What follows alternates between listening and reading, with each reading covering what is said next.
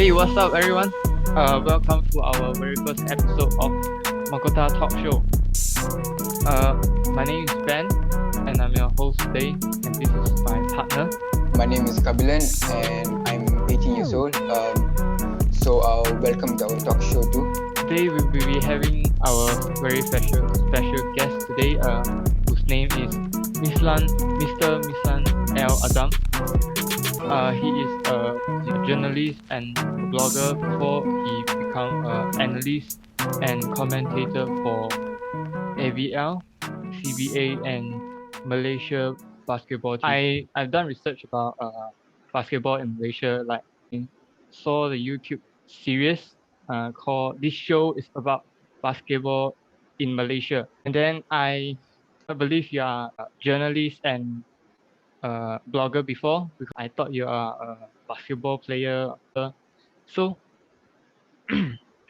can you share us your story, like how you managed to become a commentator and analyst? Okay, Ben, right? Ben Yes, Ben. and Kabilan. Is that Yes, correct? Kabilan. You can just call me Kabi. Kabilan. Kabi. Yeah, Kabi. Okay, right. Okay. Thank you guys for having me. I'm honored to be on the first episode for you guys show.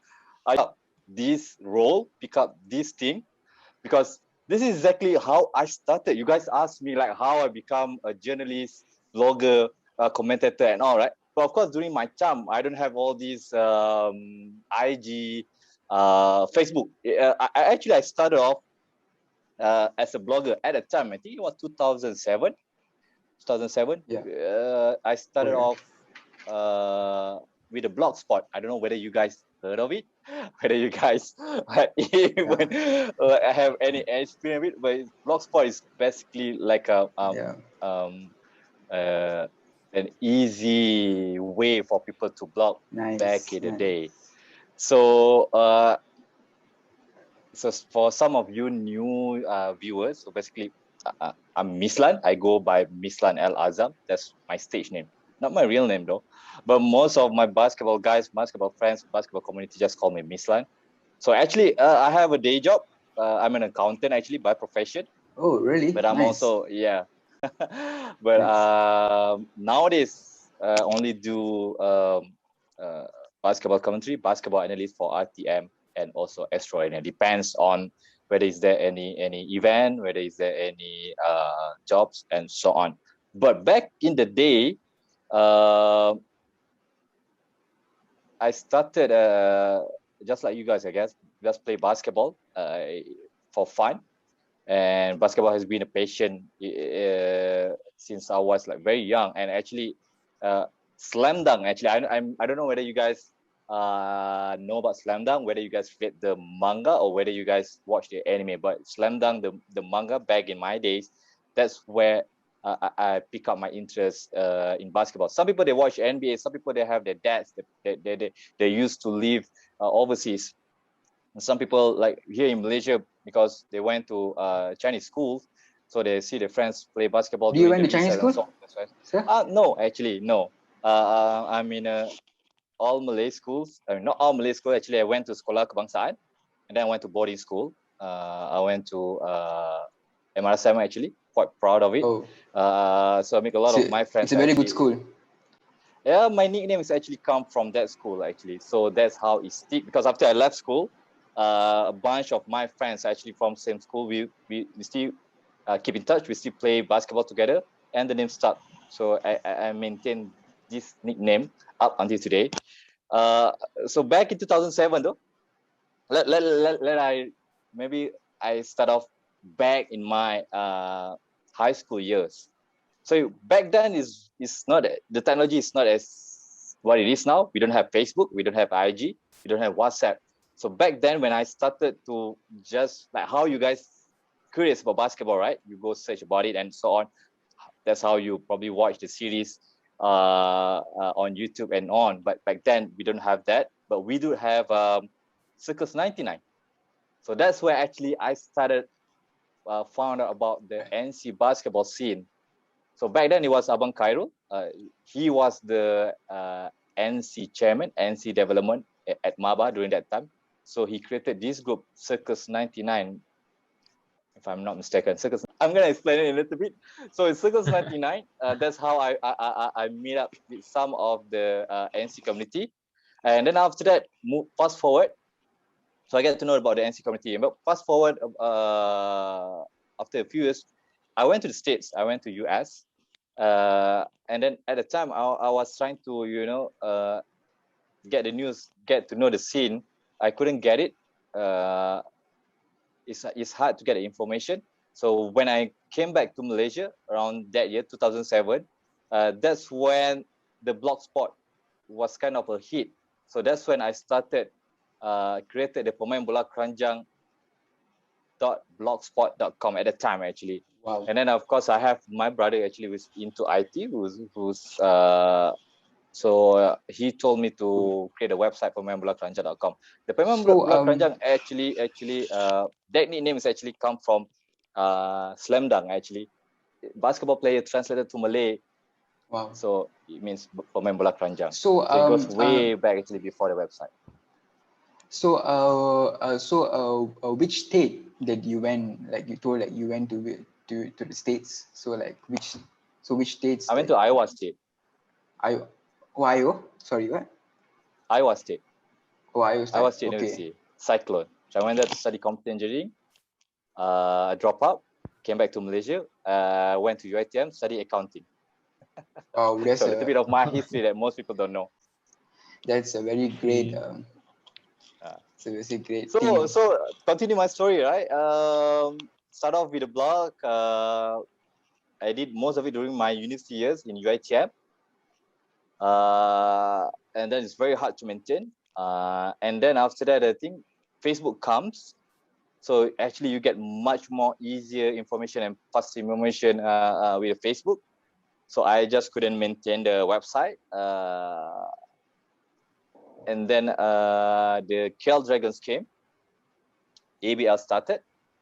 So a friend of mine, Ken actually, who is also, I used to play with him back in high school. We are about the same age.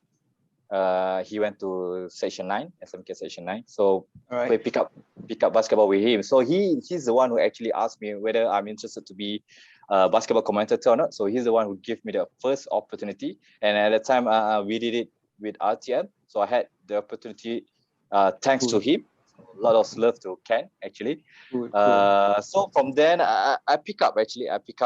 So I started and I learned quite a few years. Actually, this was back in 2014, 2016, probably 2014. So I started 2014, went to RTM, and after a year after that, Astro called doing coverage for Agong Cup and so on. Oh, okay. I think we have prepared a few questions for you. Okay. We're going to start off. We know that the whole nation is facing an MCO and the pandemic is getting worse and worse. Would you like to share us your thought about what should the basketball team, coaches, and players should focus on during this kind of situation? Stay safe, people. Stay safe. Stay indoor as much as possible, and social distancing. I know some of you guys probably have access to like individual basketball rim and so on. So that's good for you. Those of you who don't have, you can still actually, practice your individual skills. You work out. Just do your dribbling. If you're able to find a place to shoot some basketball, and depends on your local authority, depends on the police if they give you an access, if they are lenient to allow you to play by yourself, then good for you. True. But for the you don't most get of someone, that's someone is one thing, and then you don't want to get COVID, man. I mean, COVID is real. I know maybe some people like I do keep active myself. I go jogging and all, but actually those activities is actually you don't there's no contact with people. Basketball definitely contact. I mean, I do play basketball during these MCOs, but uh, it depends actually though. I mean, like now the numbers is rising, right? So the chances of you to get COVID is like very high. So just stay safe, people, everyone. Like how we do this interview. Yeah, just follow the SOP, follow whatever government rules and all. But for the teams though, like I mentioned, you can always keep yourself fit. Like you can always do the 1-1 drill. I've seen a lot of my basketball buddies, my basketball friends show their training stations, their workouts and all. It's not just basketball. You can always do running, jogging, cycling, true. any other activities just to keep your fitness, keep yourself ready. Yeah, you have to So keep hopefully by your, the time that this COVID ends, so you're still in shape. yeah, correct. True. It's very true. Ben. Yeah, it's my turn. So let's talk about NC basketball. We all know NC basketball stands for non-Chinese basketball. They are for the non-Chinese community and give them a chance to play basketball. Like NCBI is the biggest league. Is the biggest league in Malaysia, and many teams like Puba, Shah Alam Titans, Bangalore, they are getting better and better. So can you name me the top 5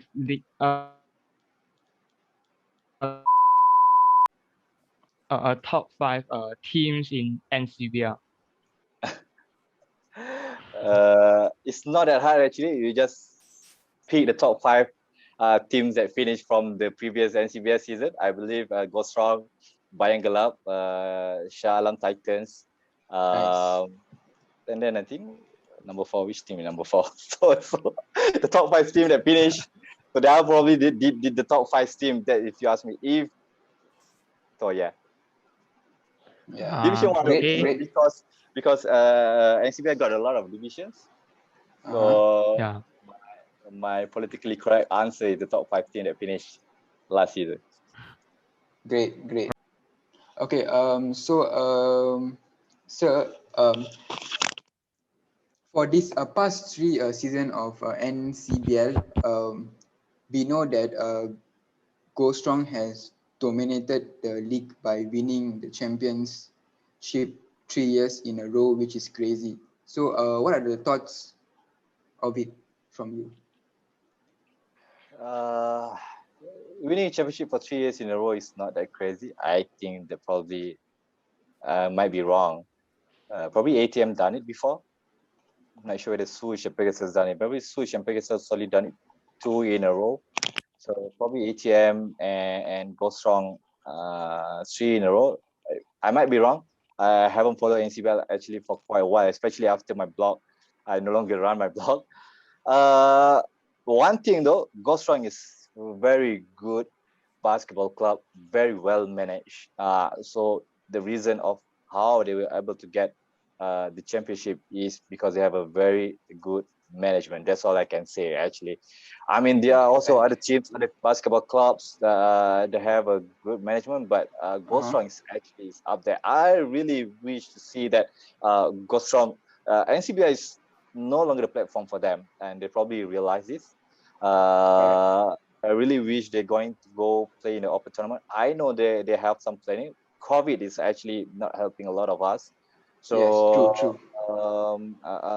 I look forward to see Go Strong as a club actually to be probably as good as Faku Camp and all the other.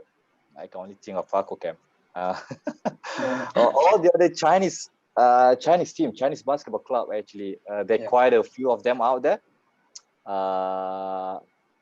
Yeah, so hopefully Go Strong. I mean, Go Strong is actually in the D League. They play D League. Okay. I want to see they have Go more Strong is success actually, if I'm not mistaken, Go Strong is actually go for Malacca Cup. Yeah, but the Malacca tournament has been cancelled due to the COVID-19. I think some of the players, I think the NS Matrix players were tested positive. So the last time that I heard, it has been cancelled. I'm not sure whether they're going to have, whether they're going to have it, whether they're going to postpone it or they just cancel it. So I'm not sure. I don't have the information for that. But that's what I heard also. But because the Malacca Cup has been either cancelled or postponed, so yeah. All right. Okay. Since then, we can see the teams on their what they call process to improve their players and organize. What? Bro, what are you talking about, man? Sorry, organization itself. Mhm. So the question is that in the next NCBL season, which team do you think will be the biggest and challenger for Go Strong and the rest of a division first and NCBL team? So what are your thoughts of it? Probably Shalom Titan. Let's dominate. That's the tagline. They've been preparing. They missed out the chance. They missed out their windows in the last season, not qualifying to the final. I think they lost to Bayang Gelap, if I'm not mistaken. Another team, another club, potentially a wild card is Kokoro. I think they just enter into Division 1 from Division 2. They won the Division 2 in the last season. But it's not easy actually. In Division 1, it's actually a very tough competition.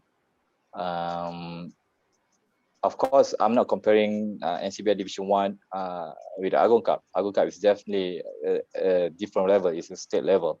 I'm just saying in terms of the NC competition, NC tournament.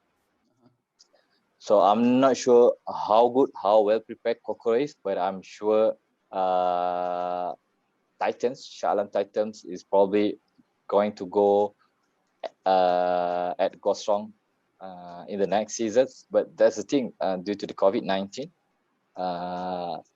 it's going to be tough for everyone. But I believe that Go Strong, seeing how well managed they are, probably gonna retain the championship for another year. All right. Okay. Let's move on to Chong. I do have one question. So I seen a post on social media pages, which is organized by Sha'am Titans. They got a collaboration with Cyberjaya Basketball Club. So they are forming a junior team, which is a Selangor Titans under 18 team, who will be playing in the next NCBL season. They have also recruited a one player named Iman Ashmal, who's been playing in a junior NBA 3 years ago, if I'm not mistaken. So Same the Iman. question is, Do you know pardon? whether Iman has been playing in any NCBL team before this, or how old is he? If NBA, do you know? You're not sure. Junior NBA is actually I'm not really sure yet. under 14, so it's 3 years ago, so it's still eligible for the under 18 category. So what's your question? Sorry, Chong. Uh,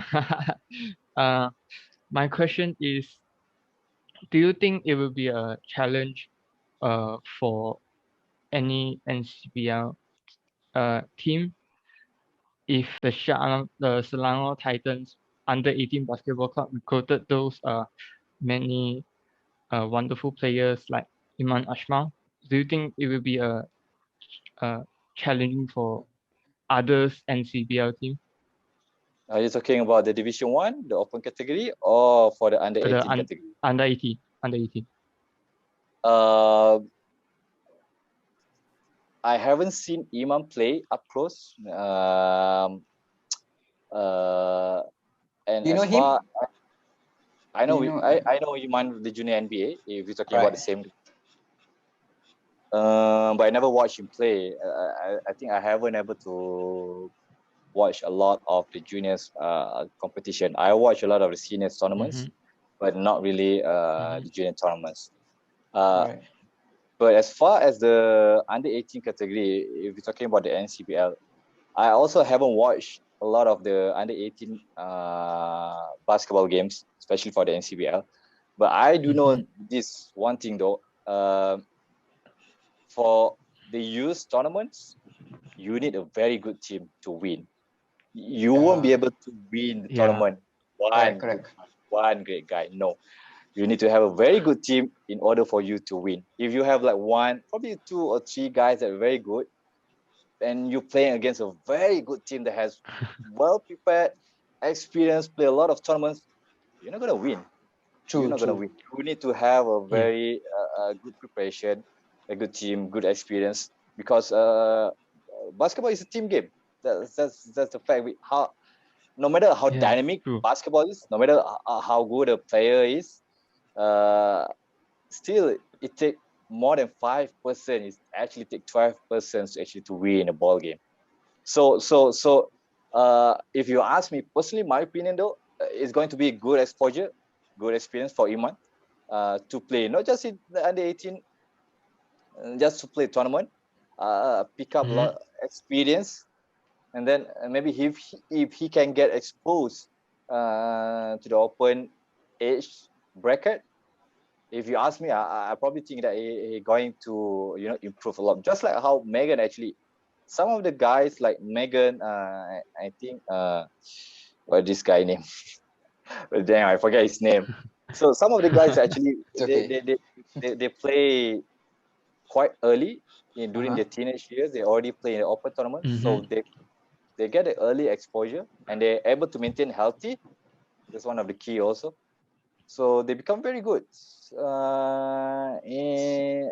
a basketball player. So yeah. All right. Sorry, sir.